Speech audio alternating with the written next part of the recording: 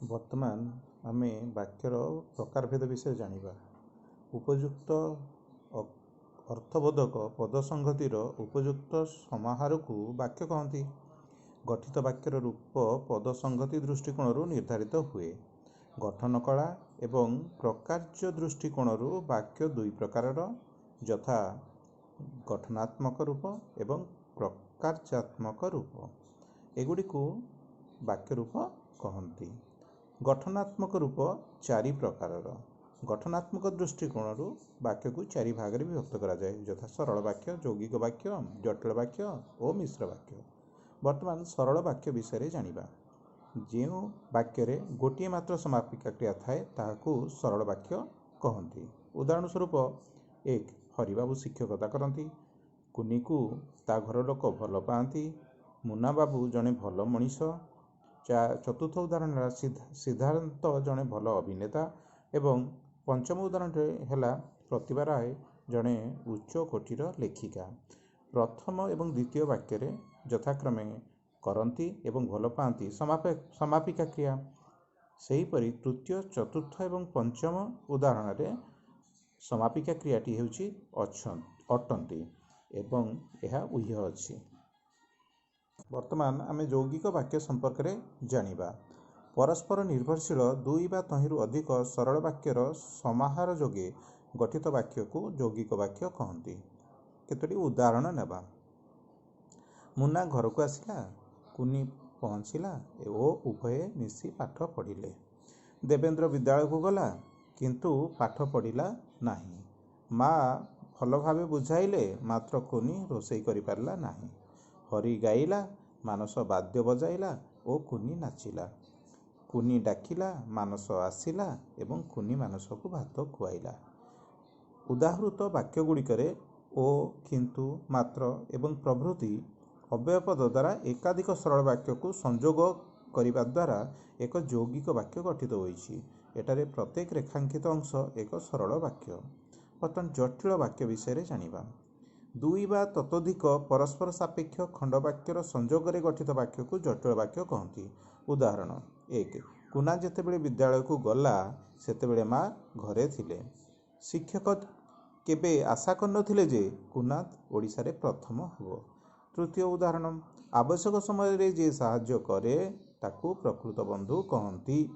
ଚତୁର୍ଥ ଉଦାହରଣ: କାଲିର କାମ ଯଦି ବାକି ଅଛି ତାକୁ ଏବେ କର। ଉଦାହୃତ ବାକ୍ୟଗୁଡ଼ିକ ଦୁଇ ବା ତତୋଧିକ ଖଣ୍ଡବାକ୍ୟର ସଂଯୋଗରେ ଗଠିତ। ପ୍ରଥମ ଉଦାହରଣରେ ସେତେବେଳେ ମା ଘରେ ନଥିଲେ ପ୍ରଧାନ ବାକ୍ୟ ଓ କୁନା ଯେତେବେଳେ ବିଦ୍ୟାଳୟକୁ ଗଲା ଅପ୍ରଧାନ ବାକ୍ୟ।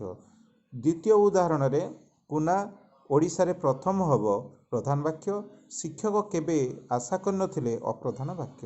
ତୃତୀୟ ଉଦାହରଣରେ ତାକୁ ପ୍ରକୃତ ବନ୍ଧୁ କହନ୍ତି ପ୍ରଧାନ ବାକ୍ୟ ଏବଂ ଆବଶ୍ୟକ ସମୟରେ ସାହାଯ୍ୟ କରେ ଅପ୍ରଧାନ। ଚତୁର୍ଥ ଉଦାହରଣରେ ତାକୁ ଏବେ କର ପ୍ରଧାନ ବାକ୍ୟ ଏବଂ କାଲିର କାମ ଯଦି ବାକି ଅଛି ଅପ୍ରଧାନ ବାକ୍ୟ।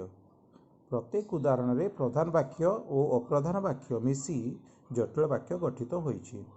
ବର୍ତ୍ତମାନ ମିଶ୍ର ବାକ୍ୟ ବିଷୟରେ ଜାଣିବା। ଯେକୌଣସି ପ୍ରକାରର ଏକାଧିକ ବାକ୍ୟର ସମନ୍ୱିତ ରୂପକୁ ମିଶ୍ର ବାକ୍ୟ କହନ୍ତି। ଉଦାହରଣ: ବାଦ୍ୟ, ନାଚ ଓ ଗୀତ ପରିବେଷଣ ସମୟରେ ଯେଉଁ ଦର୍ଶକମାନେ ଦେଖିବାକୁ ଆସିଥିଲେ, ମୁନା ସେମାନଙ୍କୁ ଉପଯୁକ୍ତ ଚୌକିରେ ବସାଇଲେ ଓ ସେମାନଙ୍କୁ ଯଥାଶକ୍ତି ଭୋଜନ ମଧ୍ୟ ପ୍ରଦାନ କଲେ।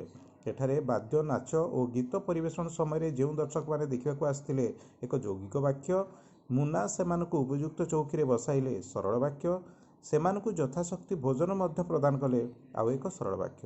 ପୂର୍ବୋକ୍ତ ସରଳ ବାକ୍ୟତ୍ରୟର ସଂଯୋଗରେ ମିଶ୍ର ବାକ୍ୟଟିଏ ଗଠିତ ହୋଇଅଛି। ବାକ୍ୟର ପ୍ରକାର୍ଯ୍ୟାତ୍ମକ ରୂପ। ପ୍ରକାର୍ଯ୍ୟ ଭିତ୍ତିରେ ବାକ୍ୟ ପାଞ୍ଚ ପ୍ରକାରର, ଯଥା ବିବୃତ୍ତି ସୂଚକ ବାକ୍ୟ, ଅନୁଜ୍ଞା, ଆଦେଶ ବା ଅନୁରୋଧ ସୂଚକ ବାକ୍ୟ, ପ୍ରଶ୍ନ ସୂଚକ ବାକ୍ୟ, ବିସ୍ମୟ ସୂଚକ ବାକ୍ୟ ଏବଂ ନାସ୍ତି ସୂଚକ ବାକ୍ୟ।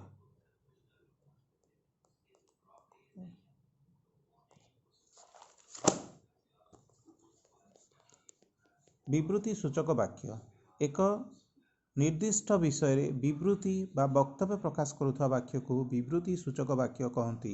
उदाहरण स्वरूप 1 भुवनेश्वर ओडिशार राजधानी अटे। द्वितीय उदाहरण सारଳା दास को आदि कवि कहती। सेहीपरि गोपबंधु जड़े महापुरुष अटंती। उपरोक्त प्रत्येकटी वाक्य एक एक विवृत्ति प्रदान करुअछि, तेणु प्रत्येकटी एक विवृत्ति सूचक वाक्य। अनुरोध बा आदेश सूचक वाक्य। अनुरोध बा आदेश भाव प्रकाश करुवा वाक्य को अनुरोध बा आदेश सूचक वाक्य कहती। उदाहरण स्वरूप बापा मते आइसक्रीम खाइबा को दियो, घर को जाओ, हाथ ऊपर को टेक, कबाट खोली दियो।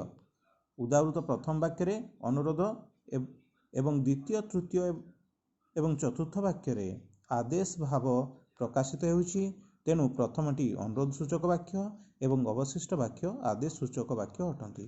प्रश्न सूचक वाक्य जो वाक्य माध्यम कौन से प्रश्न पचारिबार प्रकाश पाई थाए ताहाकू प्रश्न सूचक वाक्य कहती। उदाहरण स्वरूप तमे केबे कटकरू फेरिल, आज केते तारीख, पणा संक्रांति केबे पड़े, तुम नाम कौन। उदाहृत वाक्यर प्रत्येकटी प्रश्न पचारिबार सूचना मिलुअछि, तेणु प्रत्येक वाक्य एक प्रश्न सूचक वाक्य। वर्तमान आमे विस्मय सूचक वाक्य संपर्क में जानिबा। जो वाक्य रे विस्मय भाव प्रकाशित होता है ताहाको एक विस्मय सूचक वाक्य कहती। उदाहरण स्वरूप बापा तोते एते भल पाती। उदाहरण 2 तुमे सतरे ओएस पाइछ।